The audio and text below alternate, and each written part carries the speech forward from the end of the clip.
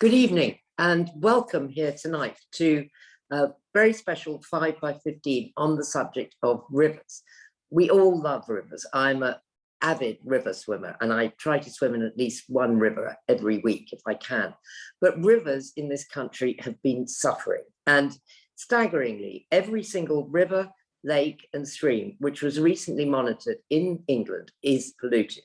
As George Monbiot's Guardian investigation has shown, water companies and farmers are allowed to dump raw sewage as well as pollutants from animal waste straight into our rivers year on year. And our rivers have turned from extraordinarily beautiful, wild, humming ecosystems all too often into dead zones which kill the fish, pollute the water and pollute the land. So what can we do about it in a situation where there's no effective punishment, no effective regulation? So I'm thrilled that we're coming together tonight with George Monbiot, the award-winning columnist, author and activist, and with Franny Armstrong, the amazing environmental filmmaker who made The Age of Stupid.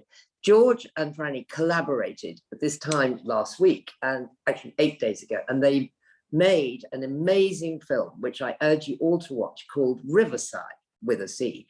Now, Rivercide took place entirely in the River Wye, and it was filmed live.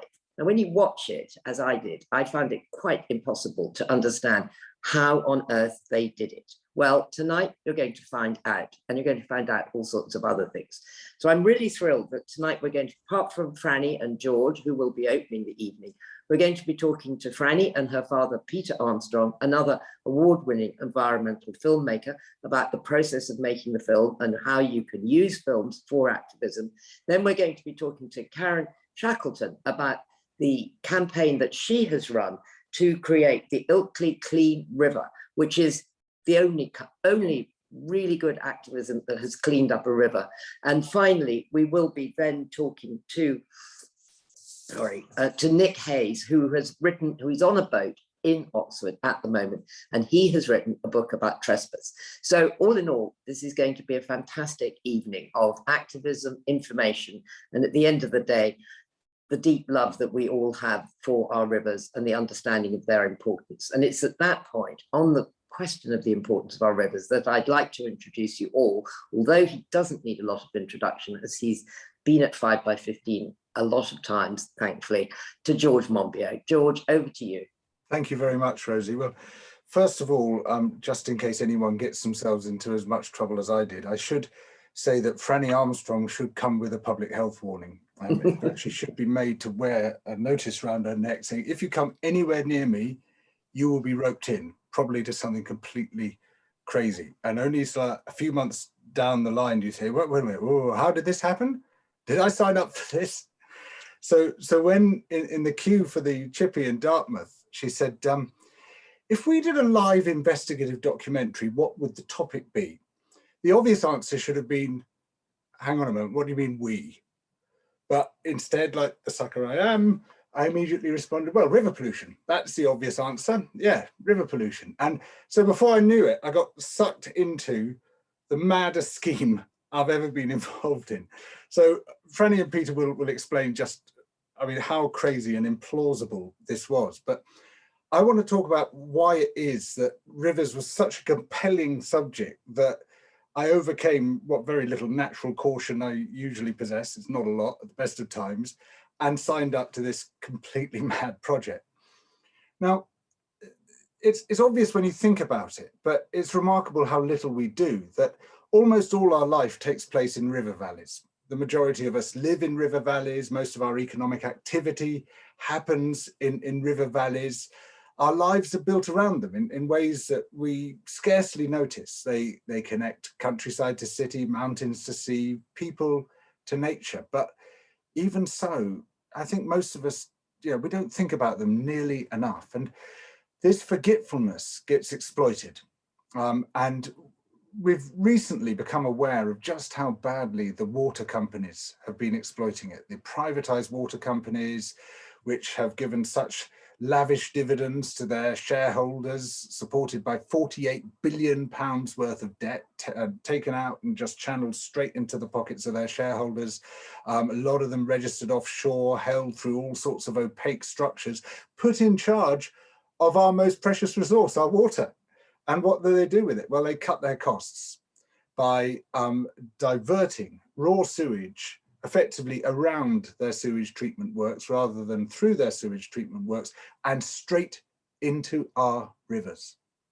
It's the most revolting, unbelievable habit, but they're able to get away with it because of the complete regulatory failure that this government presides over, and in fact governments have done for quite a while.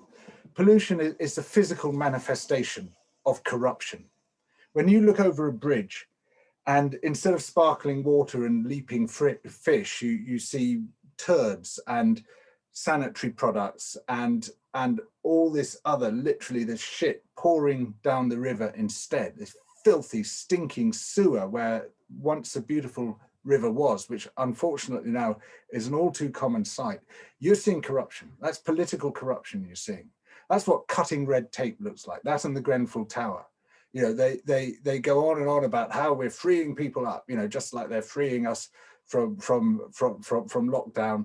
But actually, what they do is they free the most exploitative companies to exploit us even further. So we gradually become aware of just how bad the water companies are and just how horrendously they are treating our beautiful rivers.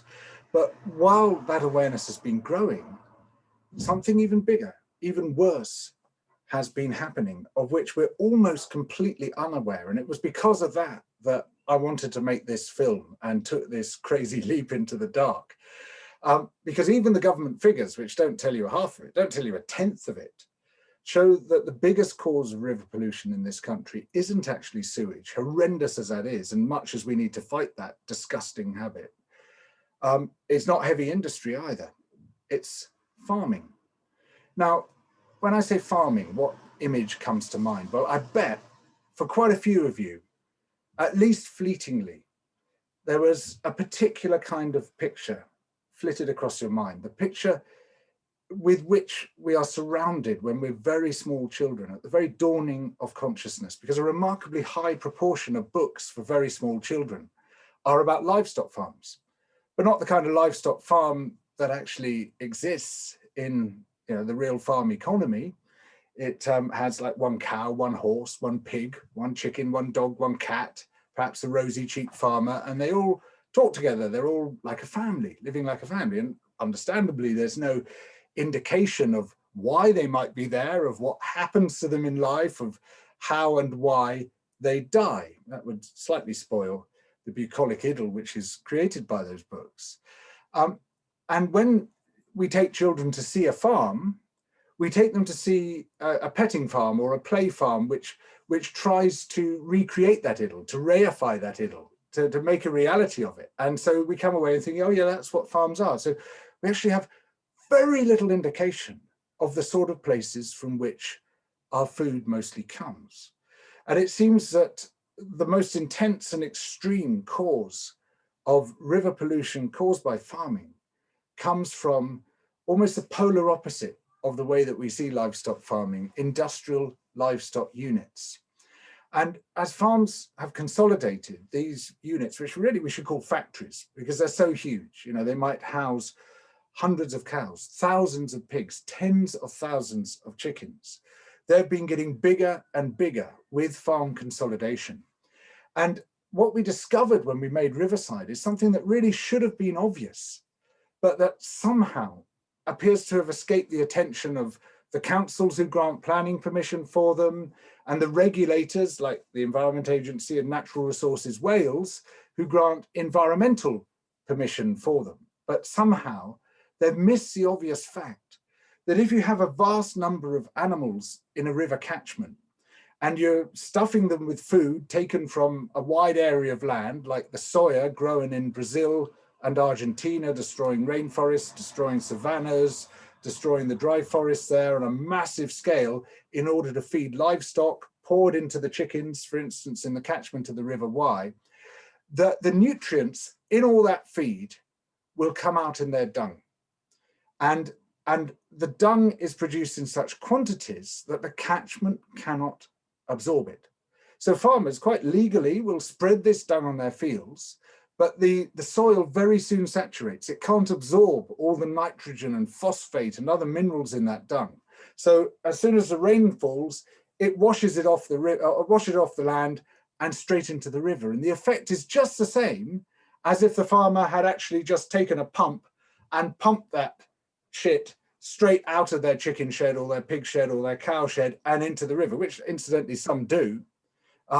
But whether they do it responsibly, irresponsibly, legally, illegally, it gets into the river because there's simply too much for the catchment to take.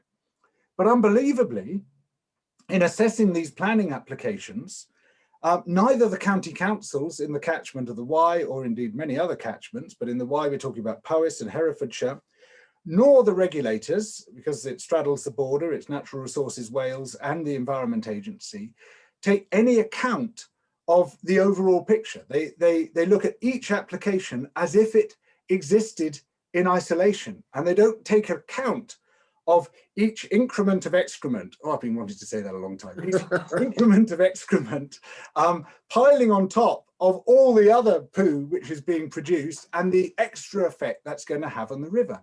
And so with remarkable speed, as these chicken units have been put up left, right and centre, because what we see now is a sort of regional specialisation. So the River Wye catchment has become the chicken unit, the chicken capital of Britain. So these chicken factories are like popping up left, right and centre all over it. It's simply impossible for the land to hold the amount of dung they produce. That dung goes in the river. The nutrients in it stimulate these blooms of algae. You know, we hear of toxic tides at sea. It's a very similar thing. And so these microscopic algae, unicellular algae in the water column, which turn the water this filthy, opaque colour when they bloom. That shuts out the light, kills the beds of waterweed, particularly the water crowfoot, which is a keystone species. It's like mangroves in tropical seas.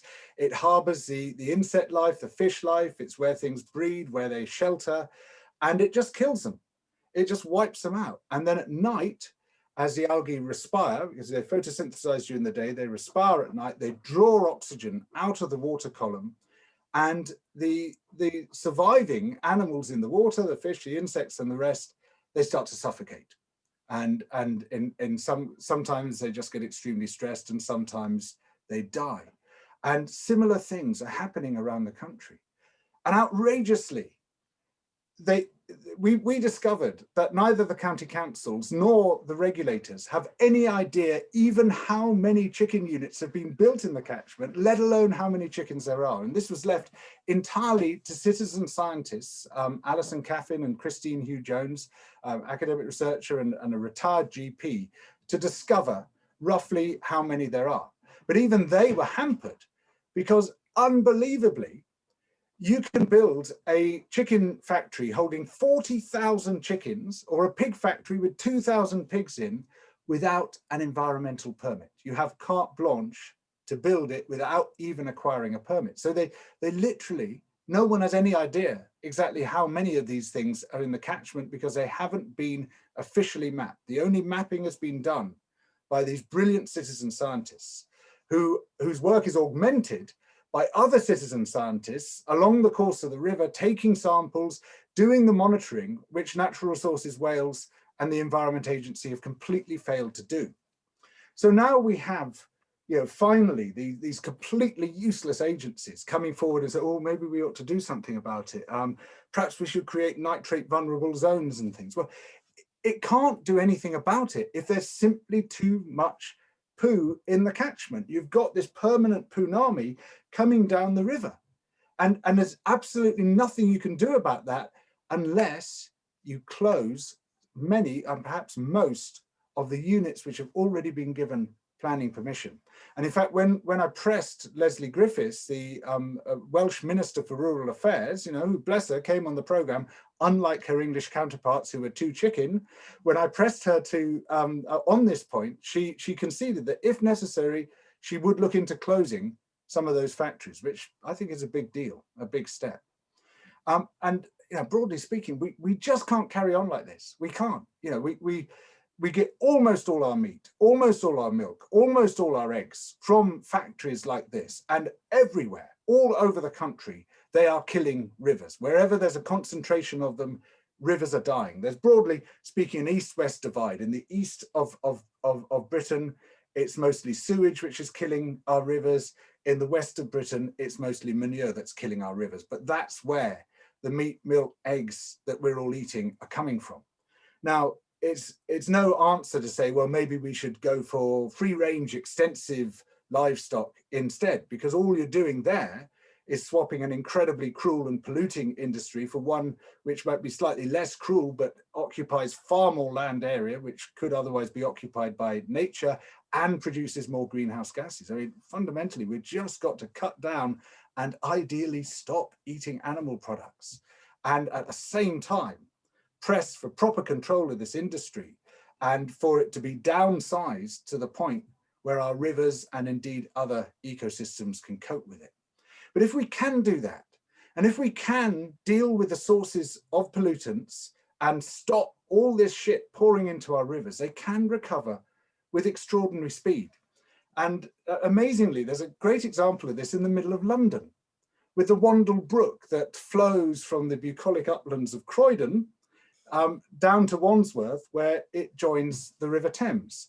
In 1805, it was described as the hardest worked river in the world. At one point, it had 90 mills along its length, pouring their mordants and dyes and disgusting industrial chemicals into the river, because it was one of the centers of the textile industry. In fact, even William Morris and Liberty, slightly undermining their lovely, flowery and eco-friendly image, were pouring mordants and dyes and bleaches into the River Wandle. It was completely dead. Now it's got trout like this living in it. It's got kingfishers. It's got this rich ecology because people, local people, have gone to great lengths to restore it, to bring back populations of wildlife, to get it meandering again rather than all being just canalized down concrete drains. And it's a beautiful river which local people love and enjoy and play in and splash about in, paddle in, and even fish in. They fish for trout in there in the middle of London. It's a quite extraordinary thing going on. And it's one beautiful example of how rivers can spring back to life if only you let them. We have to stop the shit flooding down our rivers. We have to ensure that the regulators do their job. They actually do monitoring and enforcement and prosecutions where people are blatantly breaking the law, and penalties arising from those prosecutions, which would be a total novelty because there haven't been any since the farming rules for water were brought in 2018, despite hundreds of known breaches and thousands of undocumented ones. But fundamentally, they've got to do the sums. And they've got to say, if there is a certain amount of nutrients in the catchment, that river is dead. They sign the death warrant when they give planning permission to those units. And whatever happens after then, that river is dead until those units have been closed down. Those livestock factories have been closed down.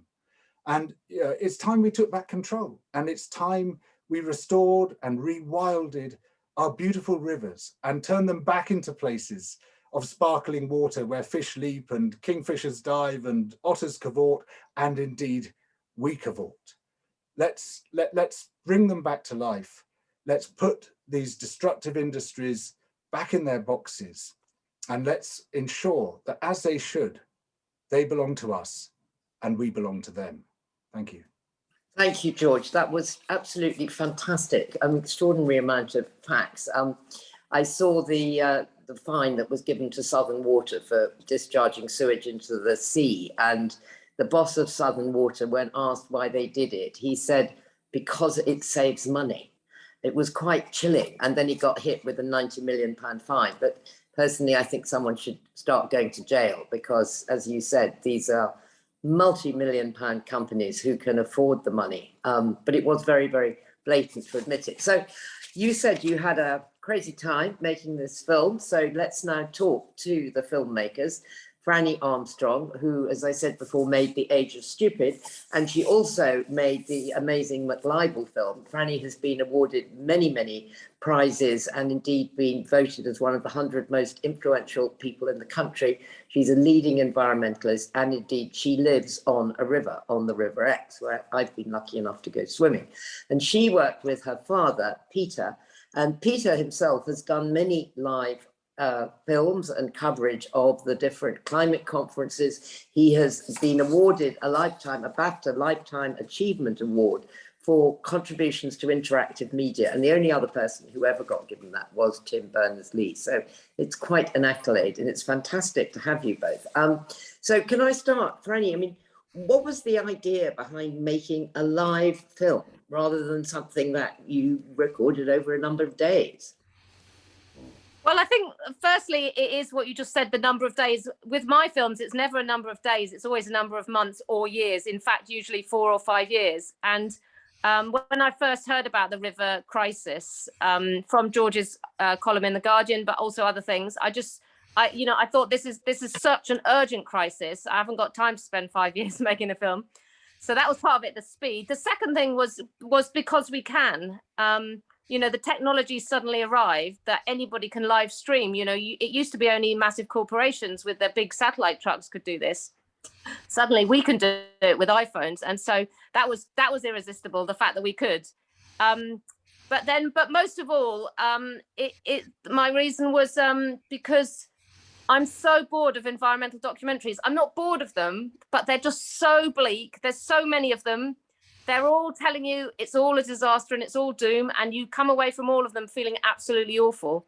And I just felt like if we did it live, it might add an extra element of jeopardy and excitement and engagement for the viewers. So it's not such a bleak experience, basically. And so people would want to watch. That's what I was hoping. Well, I think that absolutely worked. I mean, I found myself fascinated that George was in a canoe and he was able to glide along the river, and pretty much every time the right person would be standing on the bank for George to talk to. So, Peter, why did you get involved in this? What's it like collaborating with your daughter? It's been going on for a very long time. We've made a lot of films together and discussed a lot of what new media is like. And for me, it's been a long journey. As you said, I've been covering the COPs live as much as we can with the One World organization, which I set up with my wife, Anuradha. And then more recently, we have Empathy Media, which again, is about citizen journalism. It's ordinary people saying, we don't have to wait for the BBC to cover this. We don't have to wait for newspapers owned by, who knows, by billionaires to cover it. We can start covering this because the equipment makes that possible. Now, Franny mentioned the iPhone. So, this is now my secret weapon, as it is for more and more people these days, because if you think about it, it is absolutely extraordinary. It's a camera, it's an audio recorder, it also transmits the picture, it also has its own power, it's also stabilized with this gimbal, it's also able to send back the result, it's a monitor, so when I'm filming I can also see the program as it goes out. Imagine how you would do this in a normal broadcast setting with a huge Steadicam, a massive scanner, loads and loads of people, huge amounts of money, but above all, you're controlled. You're controlled by a corporation, or you're controlled by the BBC, and they have gatekeepers and they tell you what you can say and what you can't. So we want citizen journalism, because I'm going on a bit, but media basically is so crucial to democracy. If ordinary people are not getting the truth about a situation like the rivers, then how can they take a vote which is actually informed and makes sense? So citizen journalism for people, made by people, without the gatekeepers, and with the new technology is something that Anuradha and I have been working on. So when Franny talked about this, we had some early meetings, just the four of us. George, Nicholas Kucho's done the brilliant research on this and was the co-producer, Franny and myself. And at every meeting I said, well, to be honest, it's 50-50 whether this is going to work. I mean, whether this will stay on the air actually for more than an hour, given the internet, given that we're out and about, given the state of the technology. If I was a television company, I'd say 50-50 is your best, it's bound to come off the air. And every time I said it, Franny said, oh, and didn't I mention we're also going to do it on a boat? Oh, it's going to be in a car. oh, and we want live drones. So every time this kept adding to the risk. We then brought in more and more people with their expertise, which was brilliant. Professional people who were prepared to say, well, I've always done it this way with this hugely expensive technology, but now I'm prepared to be flexible. Let's see if we can make it work in this new way. And bless them, they did. And by some miracle, it actually worked on the night, which I wouldn't have given money on it working, to be honest. When we did the rehearsal the day before, it didn't work, I have to tell you. I mean, it partly worked, but not very well at all. And even on the night, the little things went wrong. I winced every time. But every time things went wrong, Franny said, that's great. That's what people will remember. That'll go viral. So it was hair-raising. I'm delighted. Well, you did it. So, Franny, tell me technically how you did it. I mean, you had 12 mobile phones, is that right? And you must have had an incredibly tight script to know where everyone was meant to be or not. It would have been good if we'd had a tight script. I mean, the big lesson for me is that we just needed more days, because we did the rehearsal, as my dad said, the night before, and that was 2.5 hours long and just full of mistakes and technical problems. And so that night, the three of us, Peter, George and I, sat up and just cut out a third of the script, and also changed the route. So the route that the kayak took and the route that the car took. And so George himself hadn't even done the route. I and the crew, we did the route in the afternoon beforehand. So George hadn't even done it. So the most important thing next time would be to have some more days so we could actually have some proper run-throughs. But in terms of the technology, I was doing camera A on George, which is just an iPhone. I would show you, but I'm using the iPhone now to do a live webinar. And about four cameras, I think, in all, and then a sound man, and he had 2 mobile phones. George had 2 microphones on him, going to 2 mobile phones mixed also with a boom mic, and then all the other different people, the contributors, they would have radio mics, all sending the signals by 2 mobile phones, so they're on different networks, one on EE and one on Vodafone. So if one went down, the other would hopefully work. If they went down, then George on his headphones, he had a microphone there as well. So that was the third backup. Because if you couldn't hear George, that's it, end of show. And all of that information was going to my dad and this other guy, Vlad, who was our live vision mixer, in a room kindly lent to us by the Hay Festival. I think you helped us get that, Rosie. And kindly donated. And so all of that information was coming into them. They were live vision mixing it, adding in all the extra videos and graphics and stuff like that. And that's how it works. Bloody hell, that's just amazing. As I say, when the watching of it felt very seamless. So I mean, George has said about the real problems with the Wye, but why did you pick the Wye out of all the rivers? Why did you not do it on the Exe right by where you lived? Well, just because the Wye brought together all the problems, as George was saying. I think it's quite well known now about the sewage problem. There was a fantastic panorama earlier in the year. But the Wye was about the other problem, which people don't know so much, as George explained earlier, about the farming. And so we thought that river encapsulated the whole story. But then, of course, we went to other people on other rivers, like Fergal Sharkey on his river, wherever that is, and other people at their river in Oxfordshire. Yeah. Can I just say something about the script point that you made, Rosie? Yes, please. There was a very significant change here, that it was not controlled from the centre. Normally you have a script and the director sitting in a scanner. In this case, the person running this was George. It's like a concert where it's conducted from the keyboard. Where he decided to walk, where he decided to turn, Franny would follow, and we in the quotes control room would try and follow the action as much as we could, position the drone, pick up the pictures and so on. So it was absolutely conducted from the keyboard, which is, I think, a new way of working. Caused some problems. We're only still learning how to do it. But the other point I wanted to just make was, this was not just a technology box of tricks. The whole point was, what did it add up to? It wasn't just for the fun of it. Did it add up to a coherent message that was really powerful to the audience in a way which not doing it live wouldn't have worked? And the evidence I got from my wife, who was watching it, and rather with a local eco group, she said that the immediacy, the roughness, and the sense of risk of things that could go wrong put it into the present tense. It's now we're engaged. It's for us too. We can do things. What should we do? So there was a sort of a strange magic about it, which we almost didn't expect, but it was worth all the pain to achieve that. I absolutely agree with you, and I thought it was very significant when you produced the cardboard cutout of Sir James Bevan, the Environment Agency's CEO for Wales, and there was absolutely a feeling that he's not here now when everybody else is here now. And he couldn't even be bothered to do a sort of pre-record. He was just this, like they did on Have I Got News for You, the tub of lard. But you had that cutout. So, Franny, did you ever hear from him? Well, Nicola, our co-producer, she was in touch with his people beforehand, we weren't expecting him to come on because he'd already not appeared on the Panorama and on the Channel 4 News. But from my point of view, he's paid, I think it's about £200,000 of public money to protect our environment. And there's a crisis in our environment, in the rivers, which is a key part of the environment.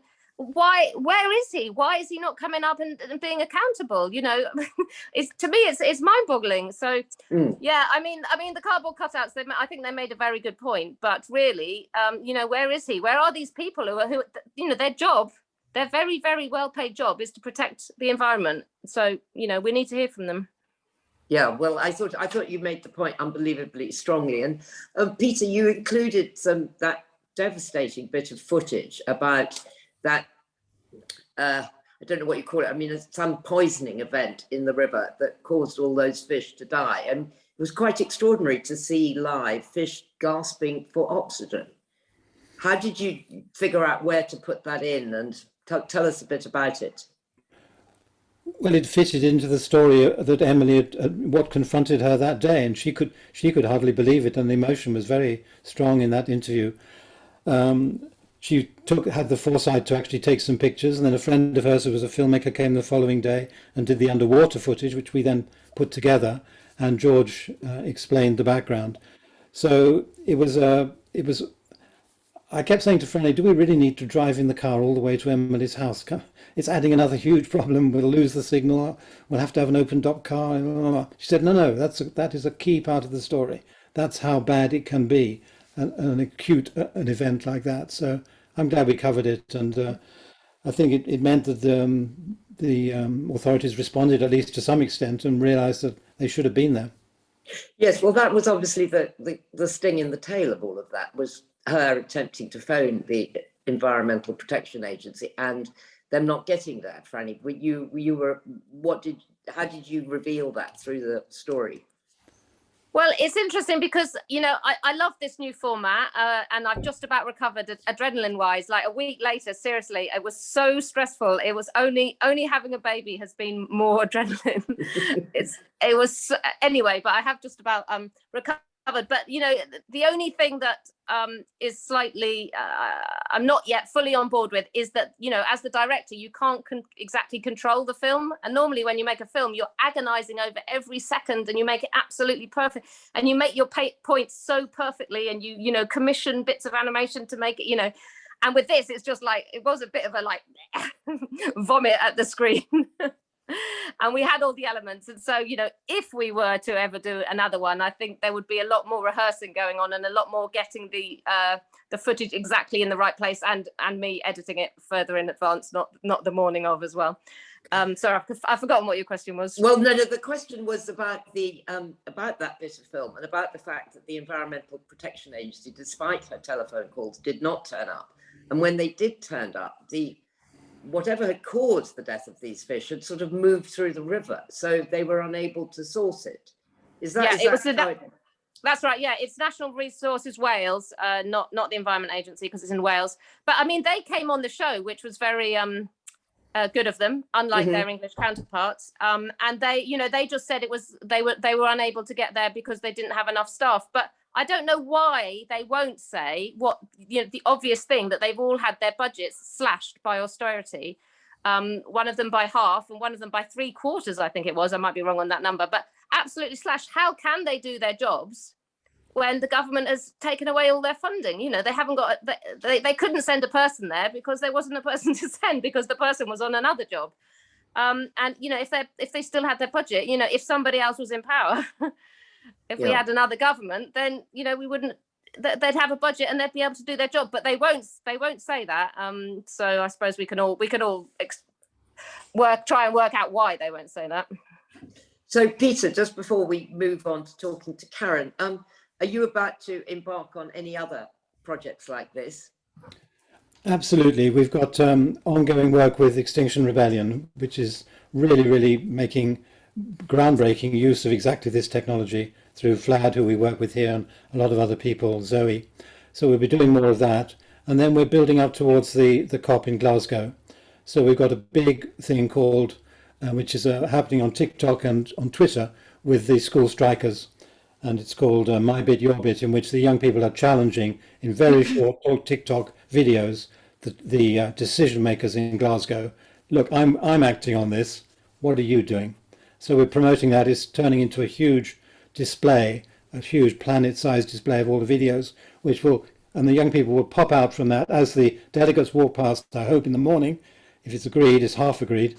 As the delegates by, a young person will come on and say, look, I'm committed. What are you doing about this?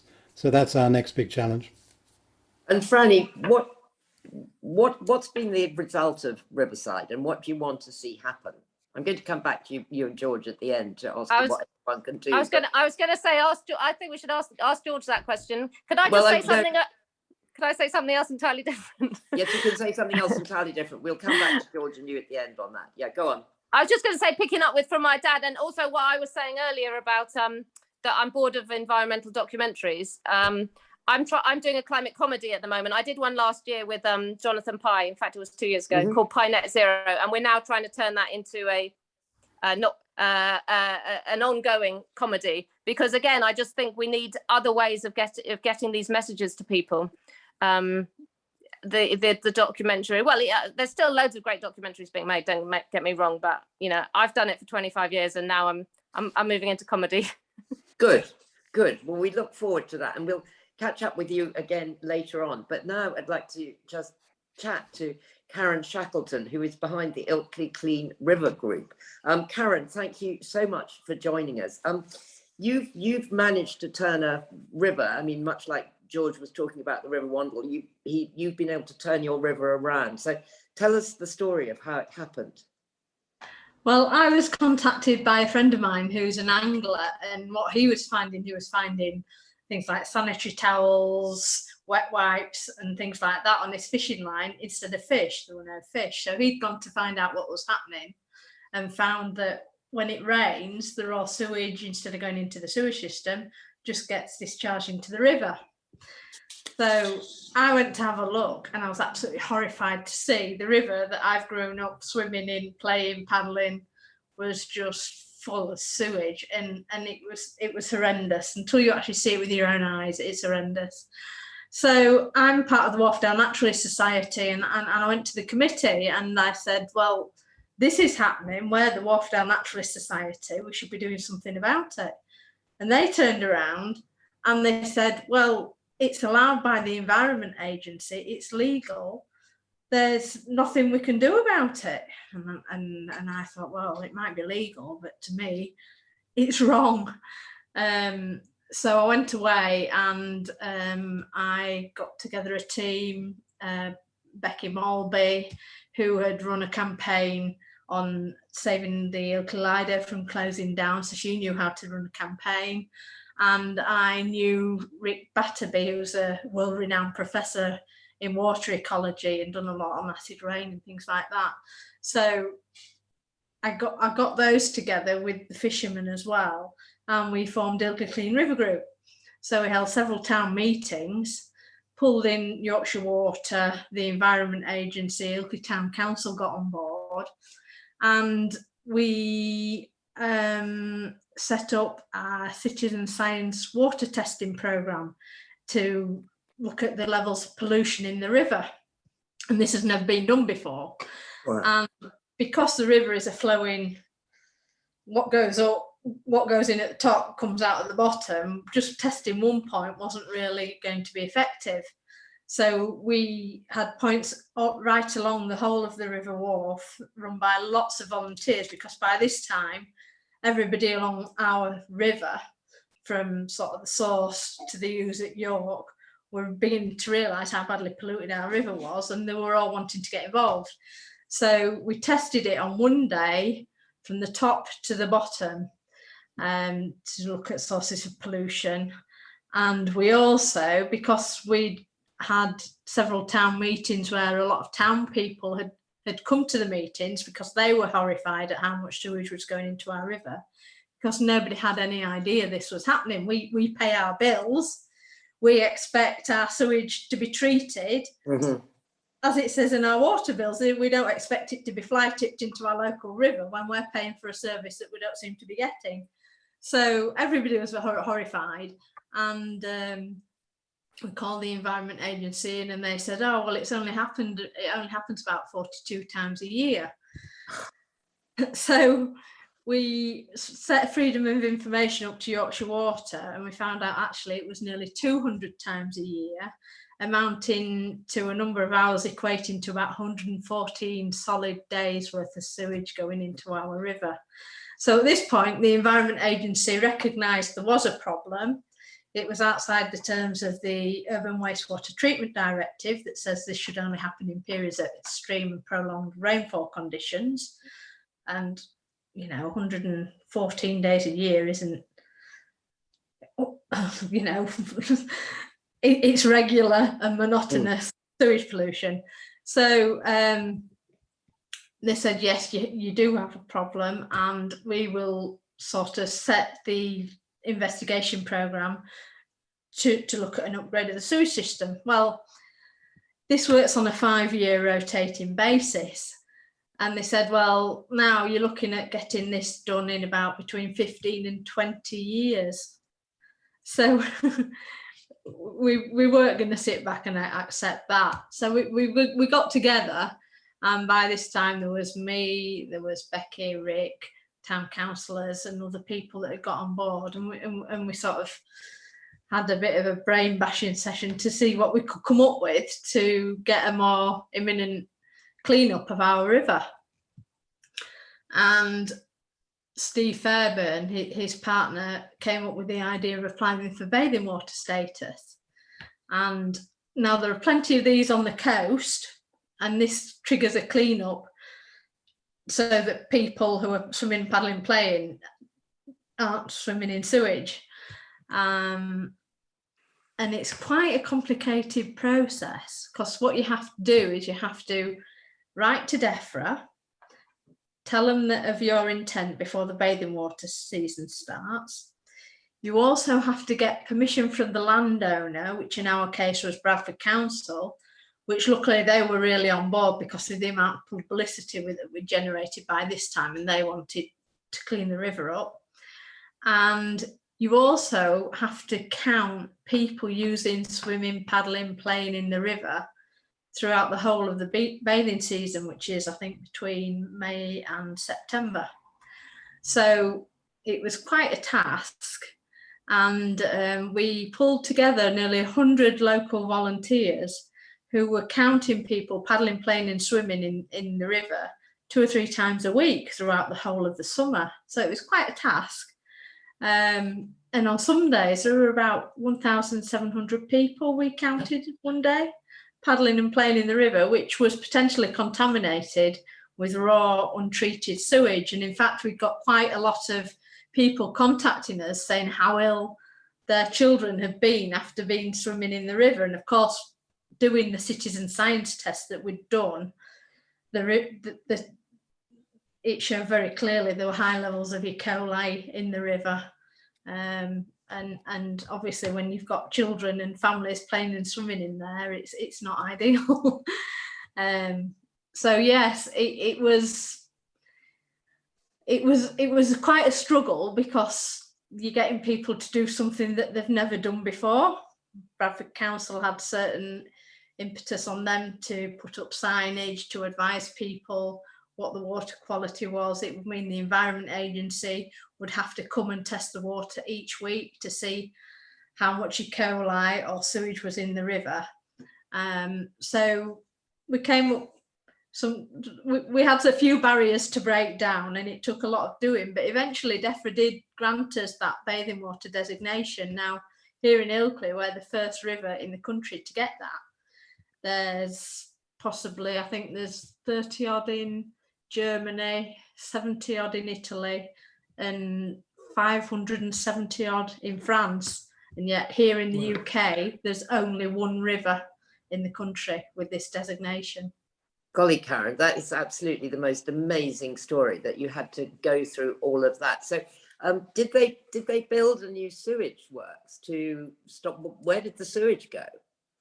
Well, obviously, this has only just happened this year. So what we're doing now is we're working with Yorkshire Water, the Environment Agency, and rather than just testing our spot on the river, we're now actually working in the catchment as a whole, because what a lot of the water testing is showing up, that the tributaries, because there's not as much water in them, and like George says, you've got farming pollution and things like that running off into a tributary, which hasn't the volume of water to dilute the pollutants going in there. And it's the tributaries where all the fish and the trout all go to spawn, and that's what's killing our rivers. So we're now on a big program.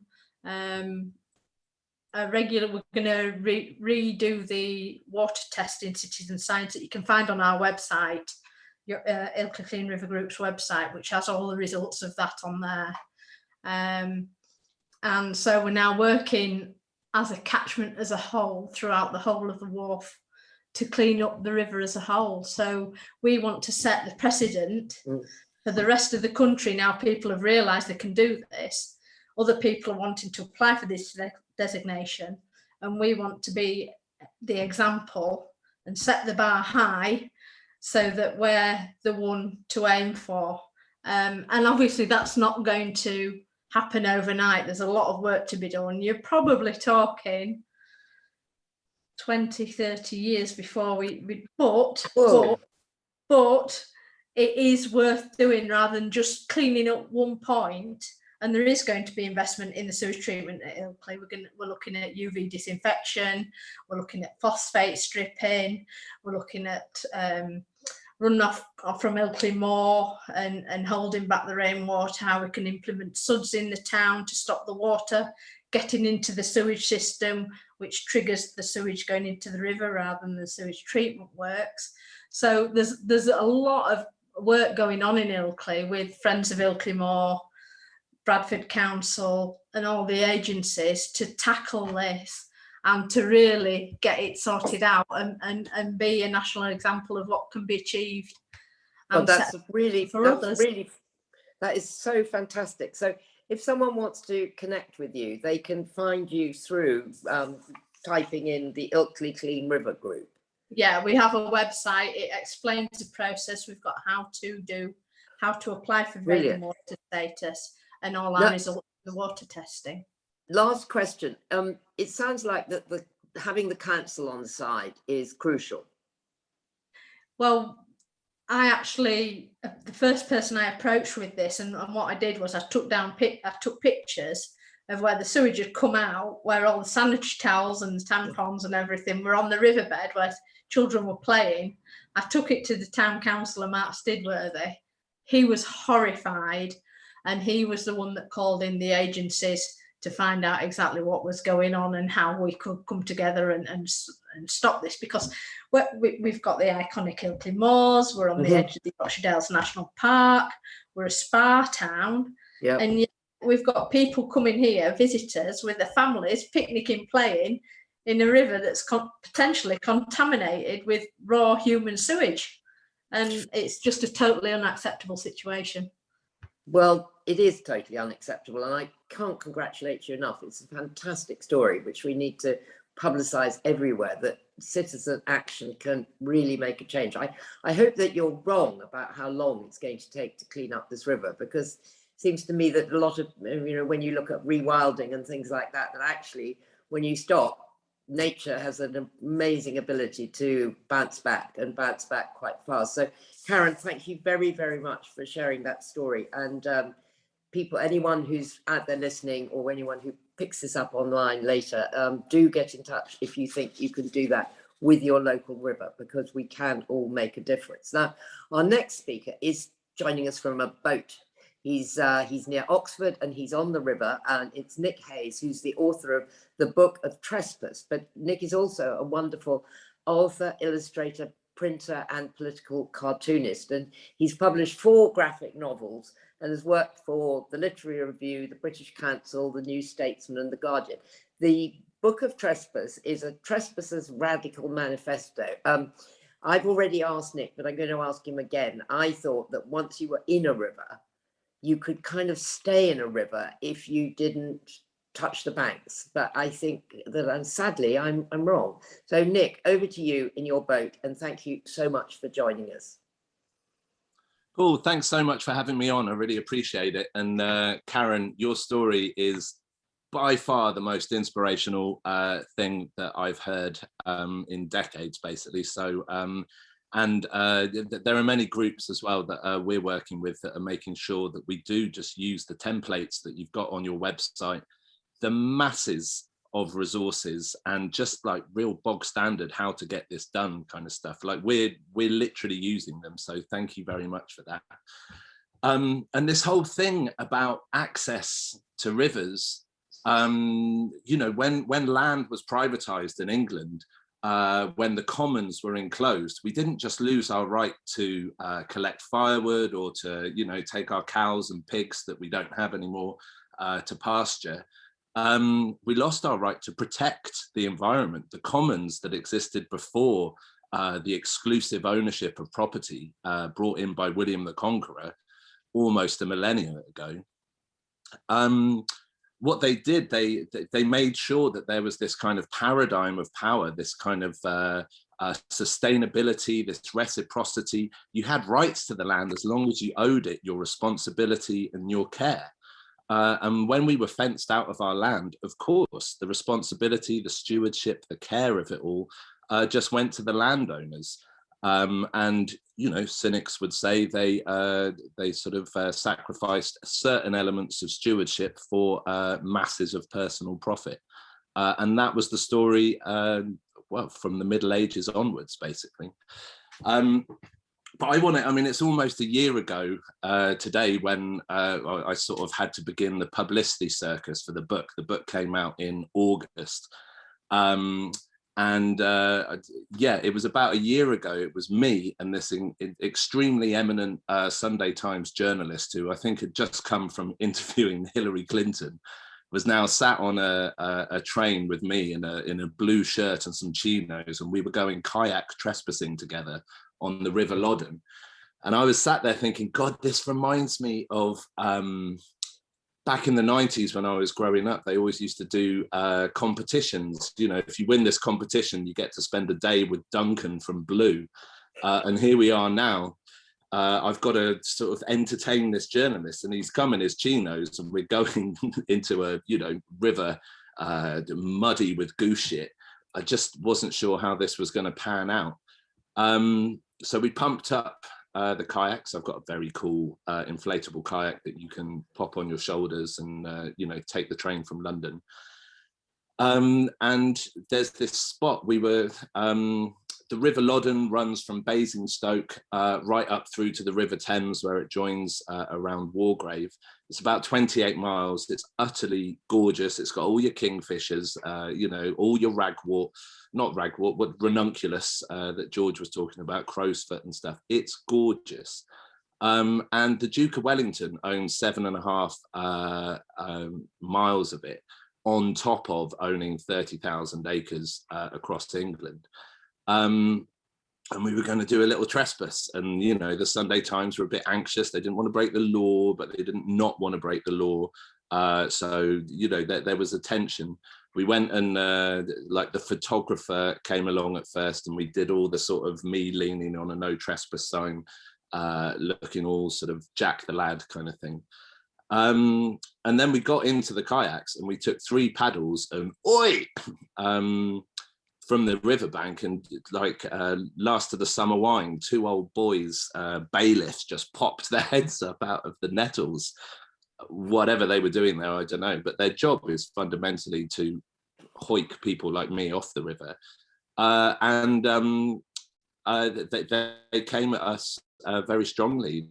They just came very aggressively. There's almost always a very masculine threat of aggression, a sort of fronting up, a kind of getting in your grill that comes with these things that just dissolves when you try and report that to the police that are inevitably called.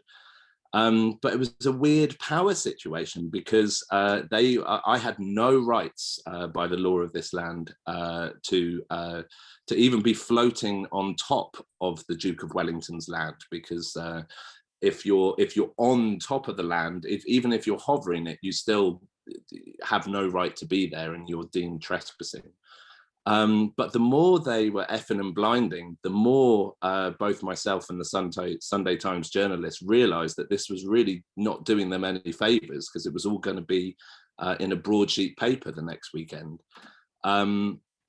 So instead of what you normally do, I think George told me, is this true? I don't know, George, like his favorite way of dealing with trespassing is to say, I know, like, are you lost? No. You're trespassing, I know. And then I think he told me that you just sat down, but maybe I've made that up. But we basically did that. We just stuck in our kayaks, and it was this weird kind of standoff. You know, they weren't prepared to get into the river, and we weren't prepared to get out of it. So they called their boss, who was a former policeman, big guy, no nonsense, you're off, lads, kind of thing. And we stuck our ground. And then finally it was the estate manager, kind of sort of a Rory Stewart character, like pink shirt, kind of Douglas Hurd hair kind of thing, who was sort of, you know, very silky, look lads, can't we all just get along? You know, it's not your land. And then, of course, you know, we capitulated because the next step was for the police to be called. But as I was sat there, it was just after lockdown. I hadn't been kayaking that year. I would have been kayaking from like April or March kind of thing, and swimming. Benefits of cold water swimming, mental and physical health, we'll get on to. I was just sat in Basingstoke train station thinking, what is this magic, this weird magic that stopped us swimming and kayaking in a river, barely even touching, you know, elements of the river that, you know, we get accused of eroding or this kind of thing.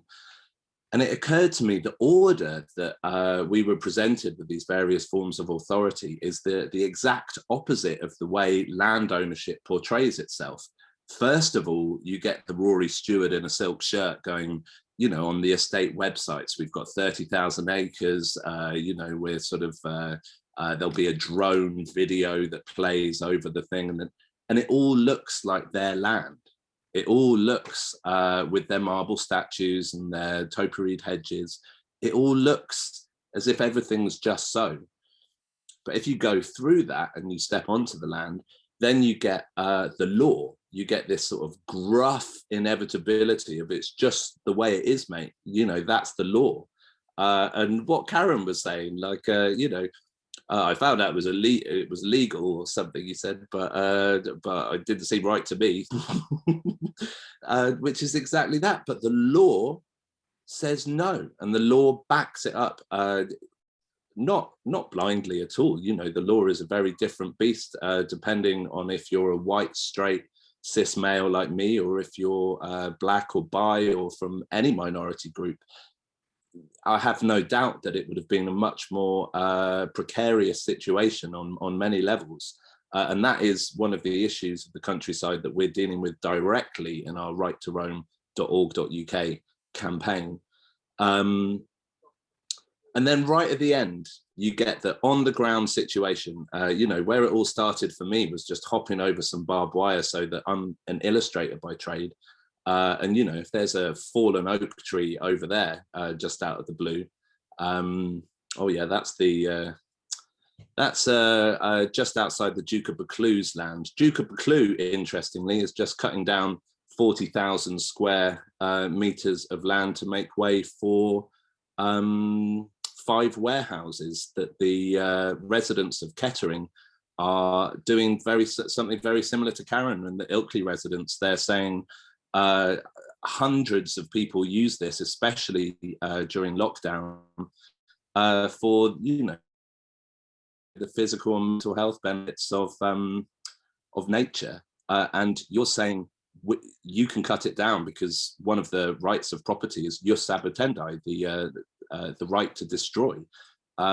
Commoners of Kettering don't have a legal right to defend the woodland that they love so much, but they're doing it anyway, just like Karen.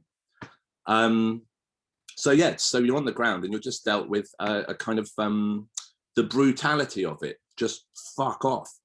And you're like, I'm not causing any harm, but trespass, the laws of trespass, the laws of exclusive ownership, no matter, you know, which deliberately conflate everybody's sense of a sort of sense of justification to privacy, basically. You know, everyone has a right to their own back garden, but the law will deal with you just the same if you've taken a stroll through 12,000 acres of deciduous woodland, as if you've just hopped over the fence and set up camp in someone's rockery. And that's patently absurd, but what they call it in law is a legal fiction. So over lockdown, rivers, I am utterly convinced, through the guardianship of rivers, through you know, the final message from the amazing Rivercide documentary that I watched with like my fist in my mouth. The idea of a friends of group, the idea of a guardians group, an idea that goes straight back thousands of years into Maori culture in particular, but also with a far less sort of exoticized or orientalist kind of perspective, goes back thousands of years in English culture to do with the commons. Our rights to access rivers will be won if we step forward and form groups to protect it. Like I have absolutely every single right to roam legislation across Europe, and there are many, says you only get your rights if you act towards your responsibilities. You know, and here, and they all come, the Scottish Outdoor Access Code comes with a list upon list of responsibilities that you owe, first the ecology of the area, and second, the community of the area, which does include landowners, but does not exclude the locals or the renters, the people that live there. Be nice to each other and, you know, to the landscape that you're in. So am I overrunning? No. I mean, you've got a minute or two. I'll just smash through some stats then. Okay. 92% of the land is blocked from public access. 1% of population own half the land. Of those 1%, on average, they all own 10,500 acres, whereas the average rest of us own 7/100 of an acre. The NHS Forest have estimated that we spend per year £8.2 billion dealing with the fallout of our sedentary lifestyles. So our need to access nature is not just a healthcare need, it's something that the Treasury are now becoming concerned about. We're leaching so much money. And of course, the cheapest, the most cost-effective, the most practical way that you could encourage people towards nature, such as they're trialing with green prescriptions at the moment, is to open it up. And at the moment, the nature that we are allowed access to, 8% of land, is by and large in the peaks in very, very distant places from urban populations. Now, the science that's proved how good it is for our mental health and our physical health has also repeated constantly that we can't just, it doesn't do us any good for our health to kind of drop into nature if we can afford to for a long weekend or a couple of weeks. We need regular immersion in the phytonicides of deciduous forests for our immune system to be raised for up to 30 days after a 2-hour submersion. We need access to nature on our doorsteps, and for that we need the right to roam. So, of course, the way people, just final sentence, the way people come at us, the way people say, they say we're vandals, we can't be trusted on the land.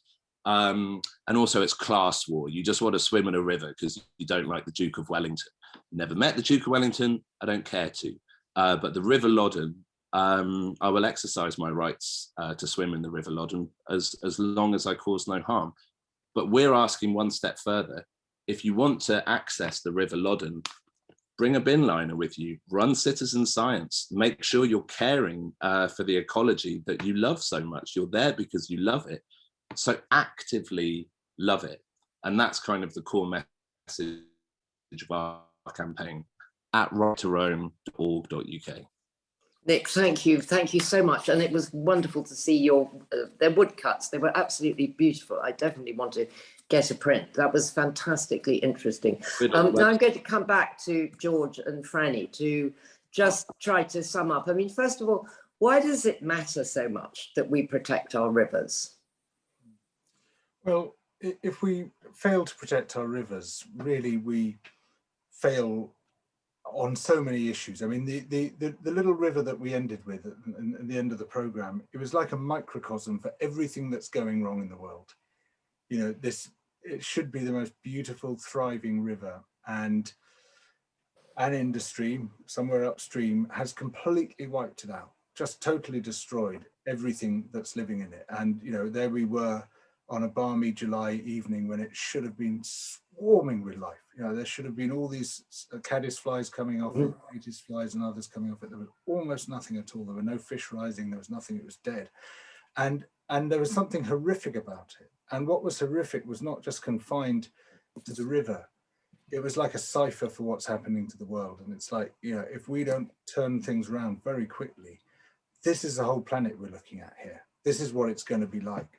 And we're seeing ecosystem after ecosystem going down that same route, and we're doing almost nothing about it. And in this country, we have a government which often says the right things, but at the same time, it cuts the budgets of the regulators. It fails to ensure even its own laws are upheld, and it fails to meet its own targets. In fact, it doesn't even make any attempt to meet its own targets.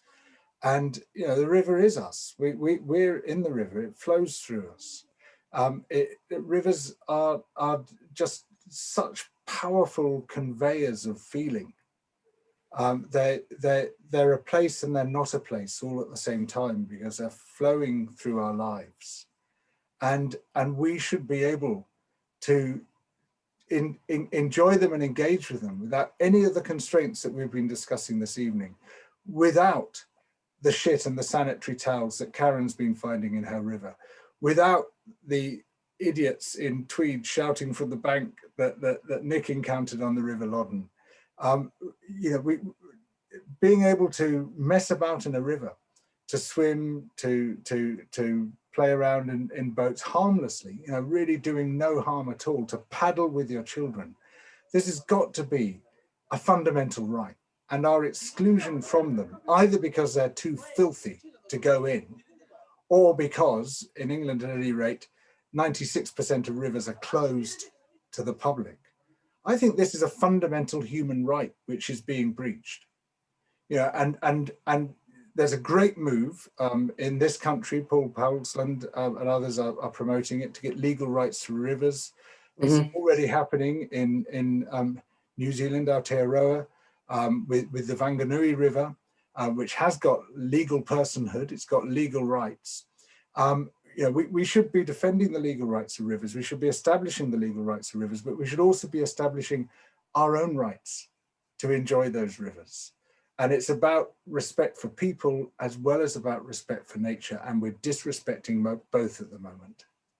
So yes, that's so true. And I know in Colombia that the Magdalena has been declared a river with rights because it got so desperately polluted. And actually the government have now instigated the Magdalena's rights. However, it seems that that's kind of not the right way to do it. We shouldn't have to get to that point. I mean, Franny, what do you want to see, now that you've been so immersed in it, what do you want to see happen? I mean, obviously one thing is we need to have more staff in the environmental agencies and more funding. What else do you want to see happen in the Environment Bill, which is going to be law before the COP in the end of November? Well, I mean, I just completely agree with George that it's so fundamental. You know, if we can't keep our water clean, you know, we're the sixth richest country in the world or whatever it is, and yet, you know, we're putting shit in our rivers, in the water on which we all depend. I mean, it's like it's like medieval times or something with the open sewers.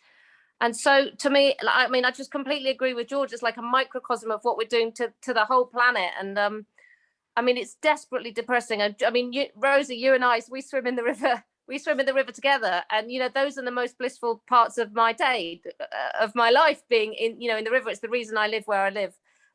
You know, to be in the river, and I don't know.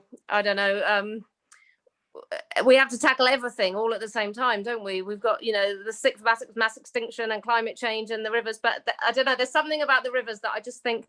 You know, just to repeat, is you know, they're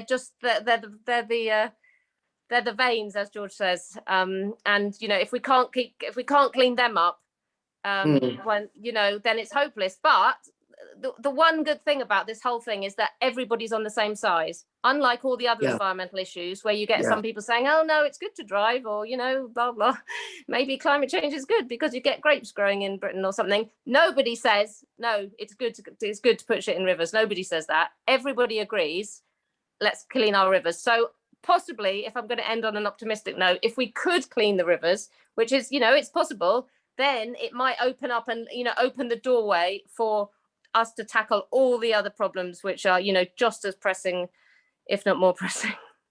That's a really lovely thing to say. Yes, I mean, George, I'll leave you the last note on this before we close, and I say thank you so much to everybody for joining us tonight. Do you feel optimistic?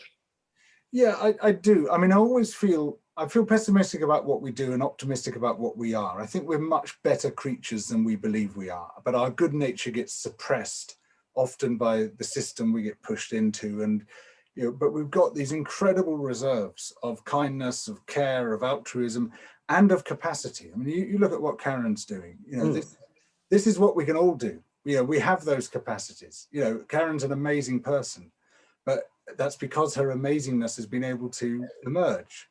But actually, you know, most of us, I think, have got that amazingness in it.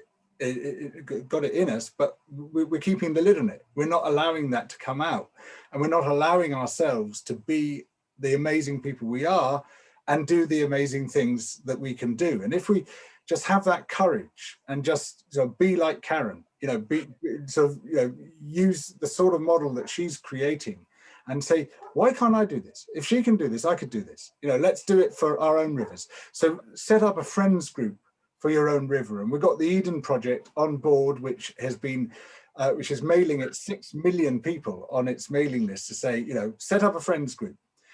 Support River Action, which is a partner of ours on the project, which is a new campaigning group trying desperately to protect our rivers, asking for the regulators to be properly funded. I mean, I would add to that, you know, like you said, and like Franny said, you know, and the perpetrators to be properly prosecuted, you know, including the executives. You know, prosecuting a company, and no one learns anything from that. It just sort of disappears into the accounts. But, you know, you have some executives who have deliberately, knowingly poisoned a river in prison. That concentrates the mind. Yeah. Let's start seeing some of that. And you know, let's mobilize and be those amazing people we can be. Unleash that people power that we've seen in the citizen science movements, that we've seen in the mobilizations of the kind that both Karen and Nick and Peter have been talking about. You know, these incredible things that we can do when we get together in defense of something we care about. George, thank you. That is a brilliant note to end on. And I think everyone's got so many different, I can see Nick just putting into everyone the right to roam. We've got the Rivers campaign. I mean, take a leaf out of Karen's book. I think, Franny, we'll have to start a Clean Up the X campaign on the back of that, because we'll be sort of failing if we don't. So, Peter, thank you so much for being with us. Karen, thank you so much for your inspirational talk and everything you've done to just set people on the right path. And I imagine it was also pretty good fun, because it always is fun when you're in a group trying to do something. And Nick, thank you. And I hope that you get to sail peacefully down the River Loddon, which is a name I hadn't heard before, past the Duke's copious acres with without any introduction. And Franny and George, thank you both so much for making this film and for being with us. And for anyone out there who hasn't yet seen it, I can't recommend it enough. And just remember, it was all being done on 12 mobile phones. Fantastic. So thank you, and enjoy your rivers. It's still warm, and I'll certainly be in the X in the next few days, hopefully with Franny. So thank you all very much, and good night. Thanks, Rosie. Thanks, everyone.